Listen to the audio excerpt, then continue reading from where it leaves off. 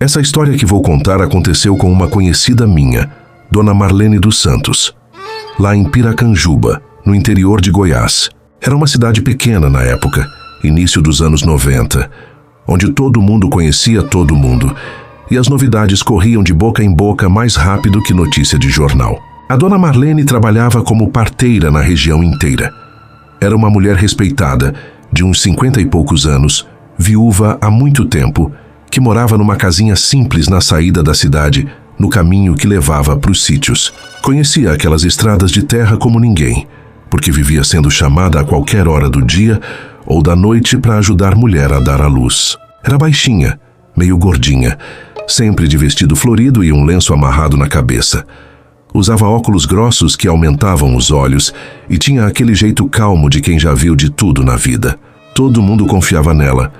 Quando Dona Marlene chegava numa casa, as pessoas sabiam que tudo ia dar certo. Ela tinha um Fusca azul velho, ano 78, que conhecia aquelas estradas cheias de buraco melhor que muito carro novo, e sempre andava com uma bolsa de couro grande, cheia de remédios caseiros, panos limpos e tudo o que precisava para o seu trabalho. Nunca negou ajuda para ninguém, rica ou pobre, de dia ou de madrugada. Foi numa terça-feira do final de outubro de 1991 que ela recebeu o chamado. Era umas 9 da noite quando o Juvenal, um rapaz de uns 20 anos que trabalhava no sítio do seu Bernardino, apareceu na porta dela todo suado e sem fôlego. Tinha vindo correndo de bicicleta. Dona Marlene, disse o rapaz respirando pesado, a Dona Conceição está gritando de dor há mais de 2 horas e tem sangue. O seu Bernardino está apavorado, não sabe o que fazer. A senhora tem que ir lá, pelo amor de Deus. Quando ouviu falar em sangue, Dona Marlene pegou a bolsa na hora. Sabia que podia ser coisa séria. O sítio do seu Bernardino ficava a uns 12 quilômetros da cidade, numa estrada de chão que no tempo seco virava poeira e no tempo das águas virava atoleiro.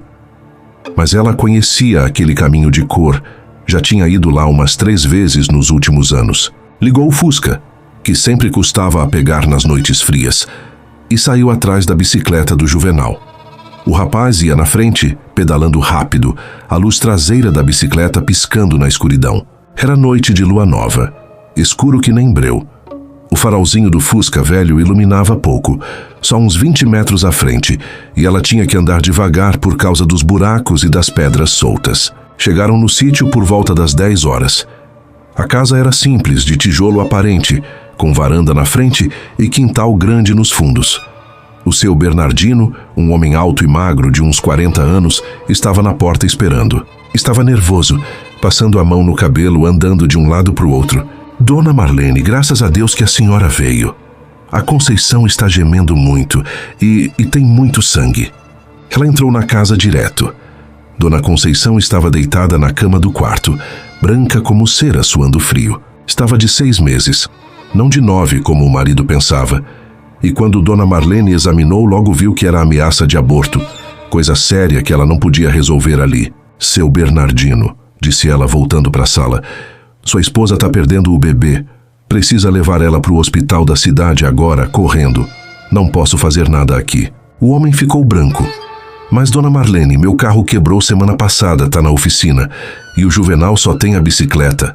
Então vamos no meu carro. Juvenal, ajuda a gente a carregar ela. Os 2 homens ficaram meio perdidos. Não sabiam como pegar numa mulher sangrando. Foi Dona Marlene que tomou conta de tudo. Fez uma proteção com panos limpos, envolveu Dona Conceição num cobertor e mandou os 2 carregarem ela para colocar deitada no banco de trás do Fusca. Seu Bernardino, você vai junto comigo. Juvenal, fica aqui cuidando das coisas. A volta para a cidade foi um sufoco. Dona Conceição gemendo de dor no banco de trás, seu Bernardino nervoso no banco da frente e ela dirigindo devagar para não balançar muito. O motor do Fusca velho roncava forçado na subida das lombadas. Foi quando ela notou o silêncio estranho. Não tinha barulho nenhum na noite, nem grilo cantando, nem coruja piando, nem vento nas árvores. Era como se todos os bichos tivessem sumido de repente. Que silêncio esquisito, disse seu Bernardino também percebendo. Tá muito quieto, respondeu ela. mas não quis falar mais nada para não deixar o homem mais nervoso ainda. Foi aí que o farol do carro iluminou umas marcas estranhas na terra da estrada. Eram pegadas, bem no meio da pista, que pareciam de gente andando descalça, mas eram grandes demais e tinham alguma coisa errada no formato. Dona Marlene diminuiu mais a velocidade, olhando melhor. As pegadas continuavam pela estrada afora, sempre no meio, como se alguém tivesse caminhado por ali pouco tempo antes. Que foi, Dona Marlene?" perguntou seu Bernardino, que estava concentrado na mulher. "Ah, nada não. Só uns buracos novos na estrada." Mas ela continuou seguindo as pegadas com o olho. E quanto mais olhava, mais estranhava. Eram grandes, com 5 dedos bem marcados, mas os dedos eram compridos demais e terminavam meio pontudo. Foi quando ela viu o vulto na estrada. Estava parado uns 50 metros à frente, bem no meio da pista. O farolzinho fraco do Fusca mal iluminava, mas dava para ver que era alto, mais alto que homem comum, e estava meio curvado para frente. O coração da Dona Marlene disparou.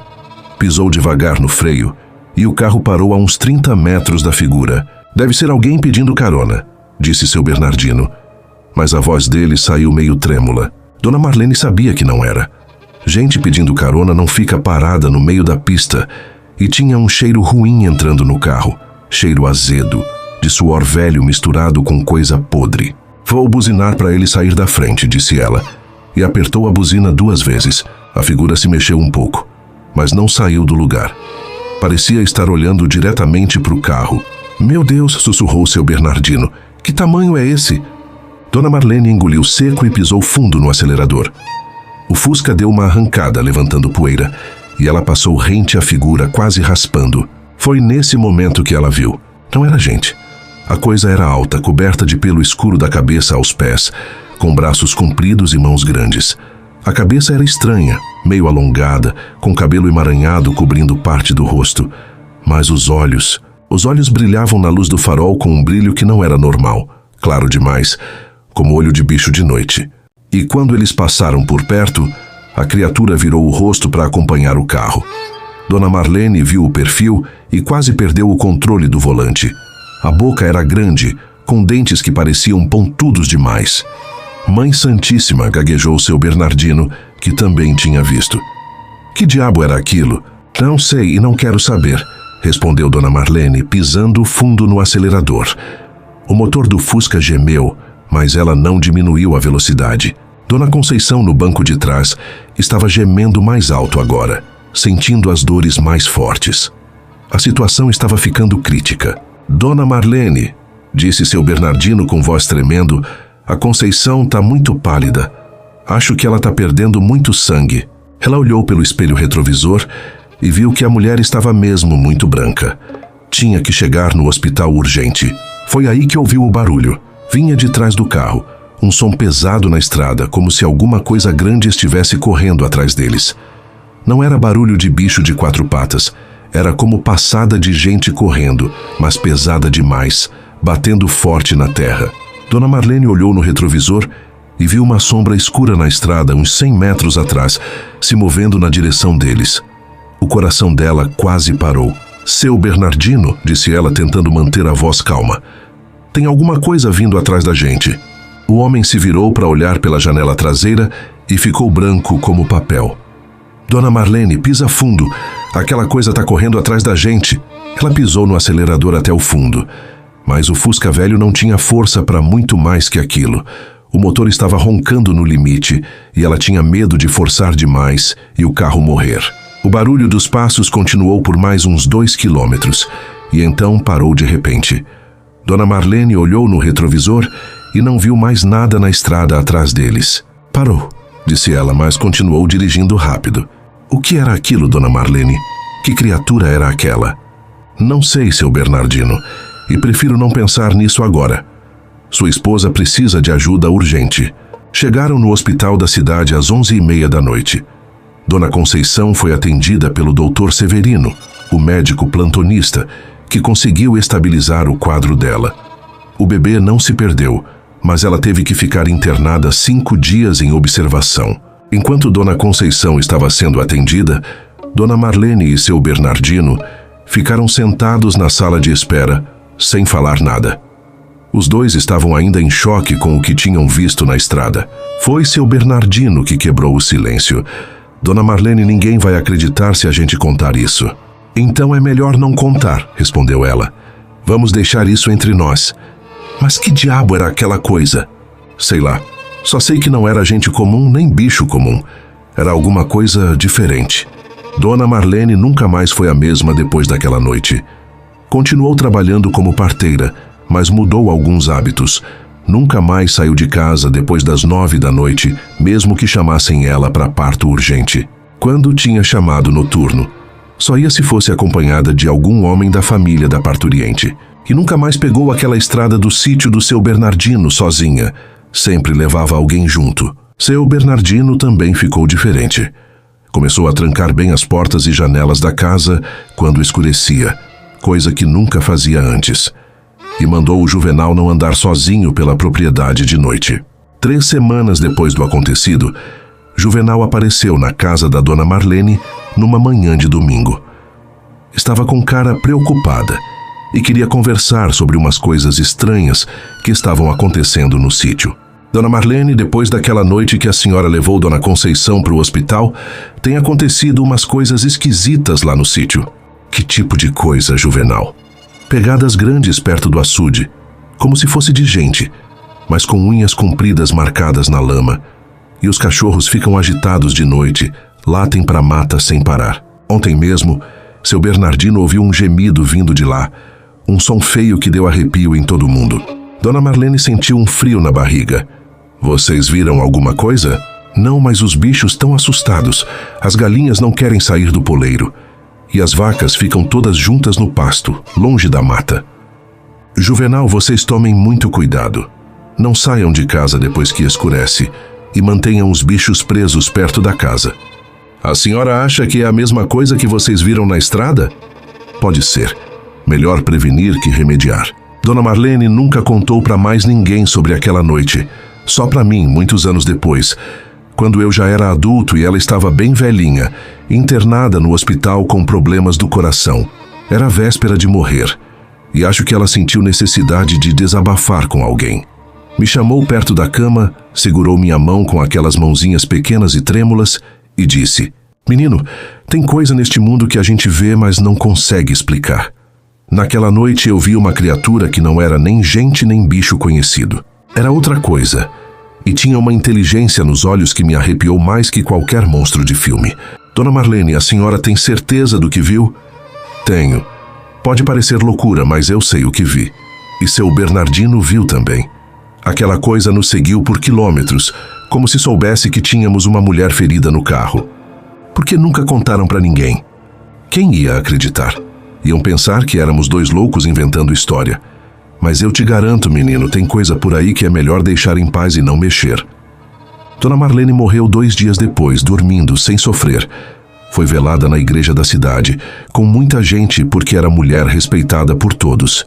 Seu Bernardino também morreu alguns anos depois. Levou o segredo com ele.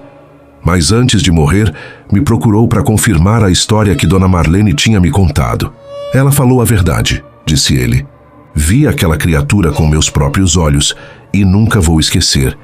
Era alto, peludo, com olhos que brilhavam. E quando passou perto do carro, deu para ver os dentes.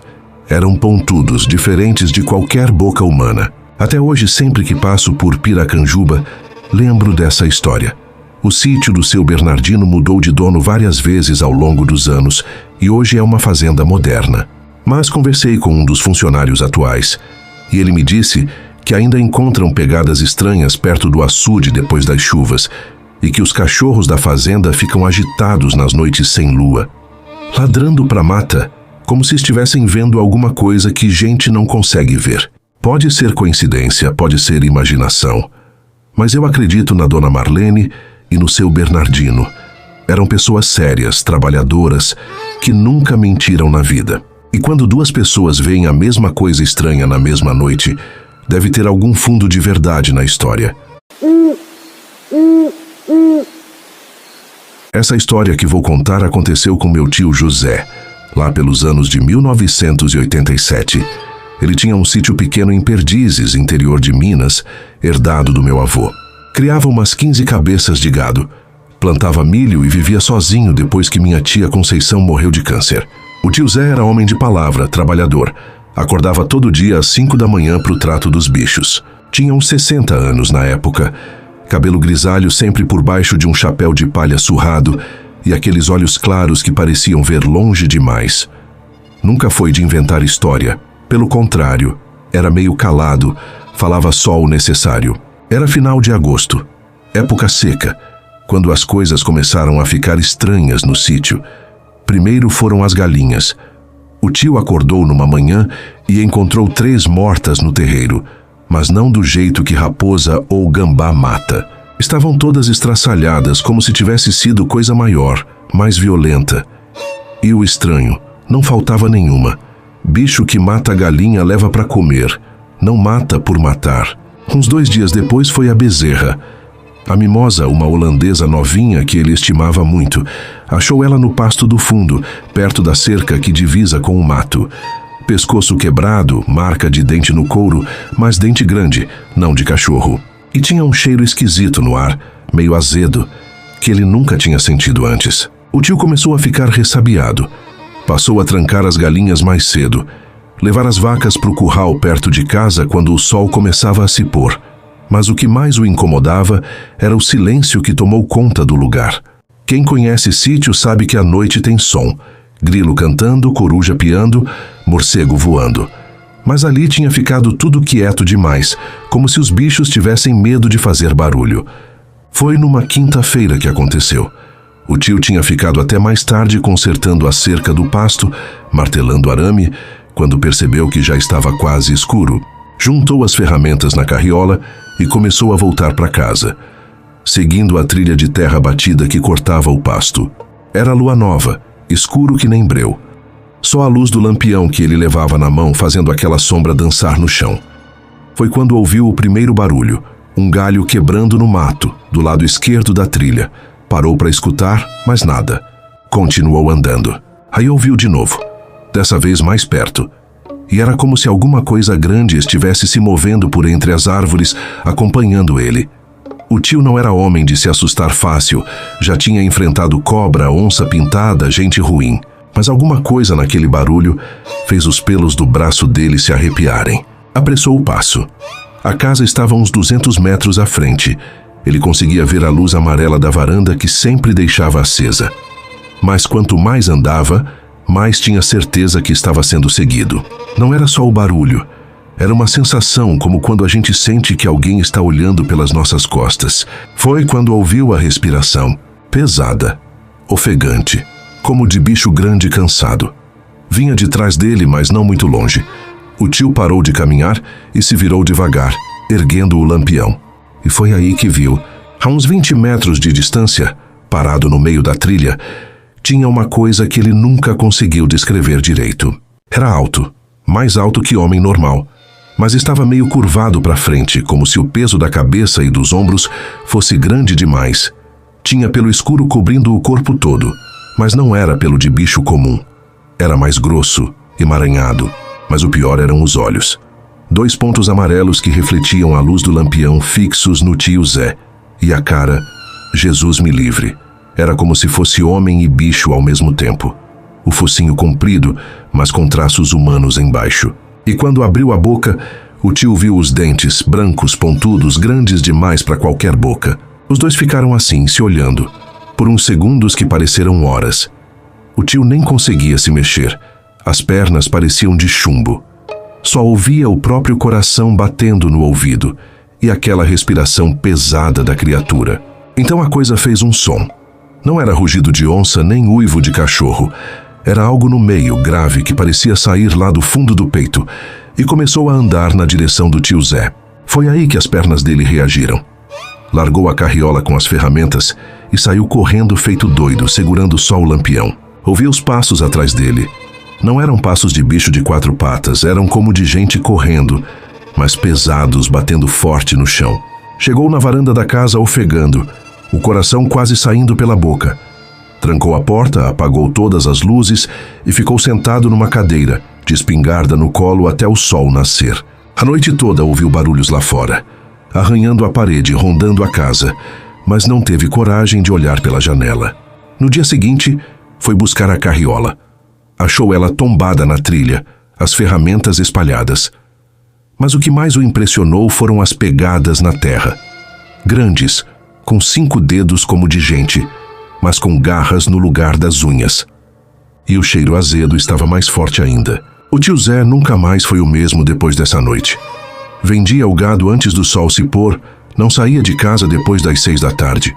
Quando a família ia visitá-lo, ele sempre desconversava se alguém perguntava por que ele estava tão esquisito. 3 meses depois, vendeu o sítio e se mudou para a cidade, para a casa de uma filha em Araxá.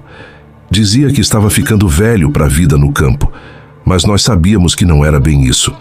Viveu mais uns 10 anos, mas nunca mais quis falar sobre aquela noite. Só me contou essa história uma vez no hospital, poucos dias antes de morrer. Estava com medo de que ninguém fosse acreditar, mas precisava desabafar com alguém. Terminou dizendo uma coisa que nunca saiu da minha cabeça. Menino, tem coisa nesse mundo que a gente não entende e não precisa entender. Só precisa respeitar e manter distância. Até hoje, quando passo por Perdizes e vejo o sítio, que continua abandonado, ninguém nunca mais quis comprar. Lembro do tio Zé e daquela história. E posso jurar que às vezes, quando está bem escuro, dá para ver uma sombra se movendo entre as árvores do pasto do fundo. Essa história que vou contar aconteceu lá em Carnaúba dos Dantas, no Rio Grande do Norte. Uma cidadezinha pequena perdida no meio do sertão, onde todo mundo se conhece e as novidades correm mais rápido que vento no açude seco. Era por volta de 1983, quando eu tinha uns 16 anos e passava as férias na casa do meu padrinho, o seu Antônio Ferreira. O compadre Antônio, assim todo mundo chamava ele, era vaqueiro de profissão, homem respeitado na região inteira. Conhecia aqueles matos como a palma da mão. Sabia onde tinha água mesmo no tempo da seca brava. E nunca se perdeu numa noite escura, por mais fechada que fosse. Era moreno queimado do sol, magro que nem vara de pescar, mas forte como jumento novo. Usava sempre aquele chapéu de couro curtido que tinha ganhado do pai, e botinas de cano alto que faziam barulho de longe quando ele caminhava. Trabalhava numa fazenda grande do Coronel Macedo, uns 15 quilômetros da cidade, cuidando de um rebanho de mais de 200 cabeças de gado. Todo dia montava no seu cavalo Trovão, um alazão esperto, que parecia entender conversa de gente, e saía de madrugada para o trabalho. Só voltava quando o sol já estava se despedindo lá no horizonte. A fazenda era dessas antigas, com casa grande de taipa, currais largos e pasto que se perdia de vista.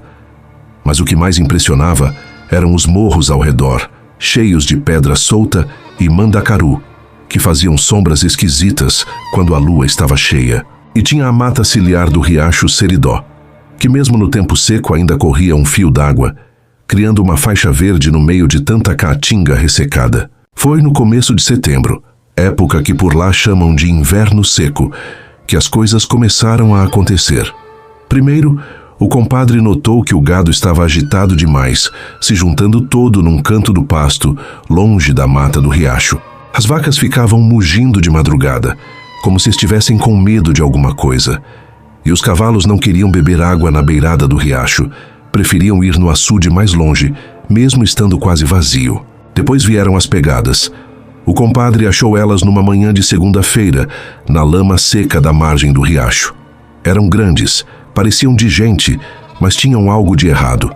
Os dedos eram compridos demais e dava para ver marcas de garra na terra. Pensou primeiro que podia ser de algum índio, dos que ainda viviam nos morros, mas nunca tinha visto pegada de índio com garra. Na quarta-feira, encontrou o primeiro bode morto.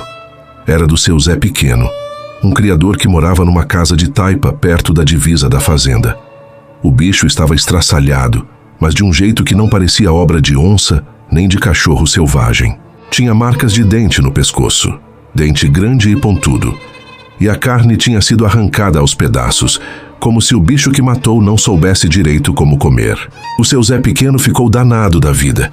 Disse que ia botar veneno na aguada para matar o que quer que fosse. Mas o compadre Antônio o aconselhou a ter paciência, que eles iam descobrir que bicho era aquele e dar um jeito nele. Foi aí que começaram a aparecer as testemunhas. A primeira foi Dona Severina, uma senhora que morava sozinha numa casinha de telha colonial na saída da cidade, no caminho da fazenda. Ela contou que tinha ouvido 3 noites seguidas um barulho estranho passando pela estrada de terra na frente da casa dela. Não era barulho de carro nem de animal conhecido. Era como se fosse gente correndo, mas pesado demais, fazendo a terra tremer. Parecia cristão, mas cristão não corre daquele jeito, ela dizia benzendo-se. E tinha um cheiro ruim no ar, cheiro de coisa podre misturado com suor de bicho bravo. O segundo a ver foi o Zequinha, filho do comerciante da cidade, um menino de uns 12 anos que tinha fama de mentiroso. Mas dessa vez, quando ele chegou em casa tremendo feito vara verde, contando que tinha visto um homem peludo bebendo água no açude, todo mundo percebeu que não era mentira. O menino estava genuinamente assustado, não conseguia nem falar direito. Segundo ele, a criatura estava de 4 no chão, bebendo água como cachorro. Mas quando ouviu o barulho da bicicleta do menino, se levantou nas 2 pernas como gente. Era alto, coberto de pelo escuro. E quando olhou para o Zequinha, os olhos brilhavam amarelo na escuridão. O compadre Antônio ouviu essas histórias com atenção, mas não disse nada para ninguém sobre as pegadas que tinha encontrado. Começou a prestar mais atenção nos detalhes, a observar os sinais que a natureza dava. Percebeu que os passarinhos tinham sumido da mata do riacho e que mesmo os urubus, que antes sobrevoavam a região procurando carniça, agora faziam voltas largas, evitando passar por ali. Na sexta-feira daquela semana, o coronel Macedo chamou o compadre na casa grande para conversar. Era um homem gordo, de bigode branco, que se vestia sempre de terno mesmo no calor do sertão. Tinha cara de preocupado. «Antônio», disse ele, «está acontecendo coisa esquisita aqui na fazenda. Perdi 3 cabeças de gado só essa semana. Não é roubo nem doença. É coisa que mata e não come. Mata por prazer. Você que conhece esses matos melhor que ninguém, que bicho pode ser esse?» O compadre coçou a cabeça por baixo do chapéu e respondeu com cautela. «Coronel, em 30 anos de vaqueiro nunca vi nada igual. Mas vou ficar de olho. Vou descobrir que diabo é esse». E foi o que ele fez. Naquela noite de sexta, em vez de voltar para a cidade como sempre fazia, o compadre decidiu ficar na fazenda. Disse para o coronel que ia dormir no quarto dos vaqueiros, ao lado dos currais, para vigiar o gado. Mas a verdade é que tinha decidido descobrir de uma vez por todas que criatura estava aterrorizando a região. Preparou-se como se fosse para a guerra. Pegou a espingarda calibre 12 do coronel, encheu os bolsos de cartuchos e levou também a faca peixeira que usava para sangrar boi. Deixou o trovão selado, amarrado perto da porteira caso precisasse sair correndo. A noite estava clara, lua quase cheia, mas com umas nuvens que passavam de vez em quando, fazendo sombras se moverem pelo chão. O compadre se escondeu atrás de uma pilha de lenha, de onde conseguia ver tanto os currais quanto a trilha que levava à mata do riacho. Ficou ali umas 2 horas, só ouvindo o barulho normal da noite sertaneja. Cigarra cantando, coruja piando longe, o gado ruminando mansinho. Já estava começando a achar que não ia acontecer nada naquela noite quando ouviu o primeiro sinal. Foi um silêncio repentino, como se alguém tivesse desligado o som do mundo. Nem cigarra, nem coruja, nem vento nas folhas secas. Um silêncio pesado que fez o compadre se arrepiar todo. Então ouviu os passos. Vinham da direção da mata, passos pesados na terra seca, mas irregulares, como se quem caminhava não estivesse acostumado com aquele terreno, ou como se não fosse completamente bípede. O compadre segurou firme a espingarda e ficou imóvel, respirando devagar para não fazer barulho. Os passos foram se aproximando, e junto com eles veio um cheiro forte, azedo, de suor misturado com algo podre. Foi quando a lua saiu de trás da nuvem e ele viu a criatura. Vinha caminhando pela trilha, a uns 50 metros de distância. Era alta, mais alta que homem normal, mas andava meio curvada para frente, como se tivesse dificuldade em ficar nas 2 pernas. O corpo inteiro era coberto de pelo escuro e despenteado. Os braços eram compridos e as mãos eram grandes, com dedos que pareciam ter unhas muito crescidas. Mas o que mais chamou a atenção foi a cabeça. Era estranha, nem bem de gente, nem bem de bicho, com o rosto alongado e orelhas que pareciam pontudas por baixo do cabelo emaranhado. E quando olhou na direção dele, o compadre viu os olhos, claros demais para a escuridão, com um brilho que não era normal. A coisa parou de caminhar e ficou ali parada, como se tivesse sentido alguma coisa no ar. Levantou a cabeça e ficou imóvel por uns segundos, e o compadre teve a impressão de que ela sabia que ele estava por perto. Então a criatura virou o rosto na direção onde ele estava escondido. Mesmo na distância, dava para ver que estava olhando diretamente para ele, como se conseguisse enxergar no escuro. E quando abriu a boca, o compadre viu que os dentes eram diferentes, maiores e mais pontiagudos que o normal. O compadre sabia que tinha que atirar naquele momento, mas as mãos estavam tremendo tanto que não conseguia mirar direito. E alguma coisa naqueles olhos amarelos o hipnotizava, como cobra hipnotiza passarinho. A criatura começou a se aproximar devagar, sem pressa, como predador que tem certeza da presa. A cada passo, o cheiro azedo ficava mais forte, e o compadre conseguia ouvir a respiração pesada, rouca, que saía do peito da coisa. Quando ela estava chegando mais perto, o compadre finalmente conseguiu levantar a espingarda e atirar. O estampido ecoou pelos morros e a criatura se jogou para o lado, soltando um grito que era meio gente, meio bicho. Um som que ele nunca tinha ouvido antes. Dava para ver que tinha acertado, porque ela ficou segurando o braço e tinha sangue escorrendo. Mas em vez de correr como qualquer bicho ferido faria, a coisa ficou parada olhando para ele com uma raiva que parecia quase humana.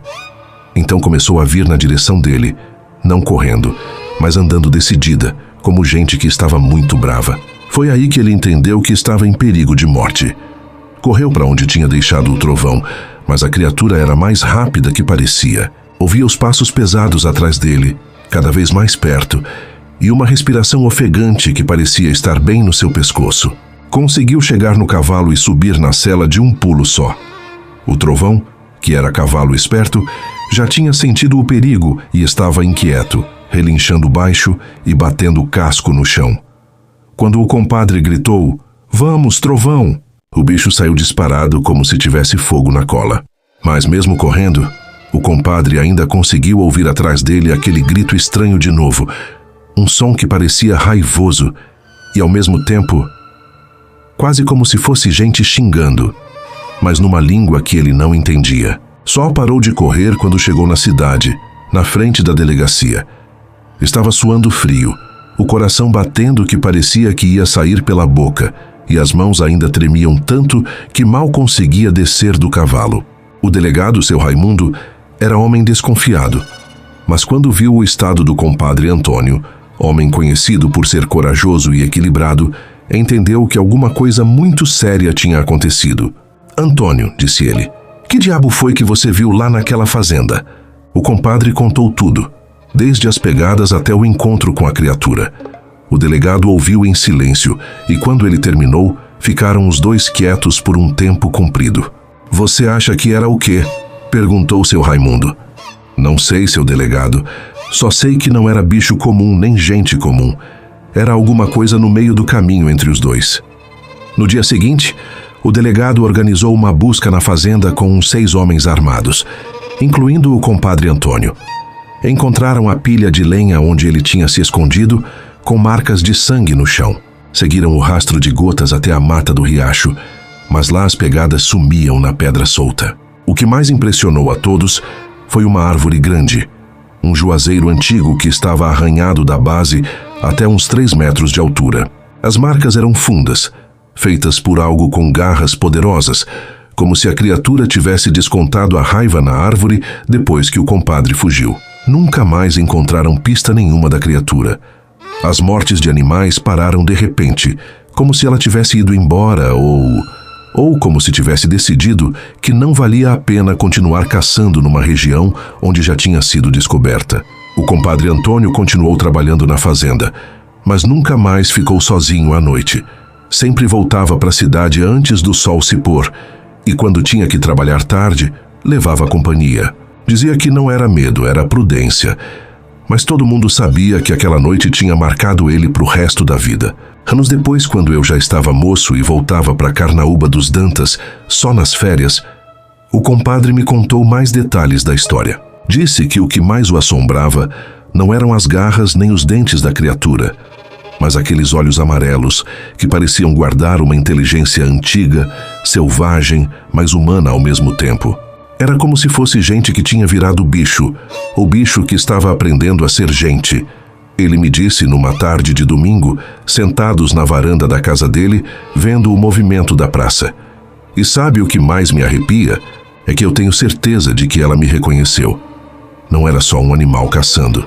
Era uma criatura que sabia exatamente o que eu era e estava se divertindo comigo. O compadre Antônio morreu em 1998, de velhice e cercado pela família. Mas até o fim da vida, toda vez que falava sobre aquela noite na fazenda do Coronel Macedo, os olhos dele ficavam distantes, como se ainda estivesse vendo aquela criatura parada no meio da trilha, sorrindo para ele na luz da lua. Eu mesmo voltei algumas vezes a Carnaúba dos Dantas, e sempre que passo na estrada que leva à fazenda, que hoje está abandonada, o Coronel Macedo morreu e os filhos venderam para o governo, lembro da história do compadre, e posso jurar que, mesmo de dia, com o sol forte do sertão, aquela mata do riacho ainda dá uma sensação estranha, como se alguma coisa antiga e selvagem ainda estivesse lá, esperando, vigiando, se divertindo com os segredos que guarda.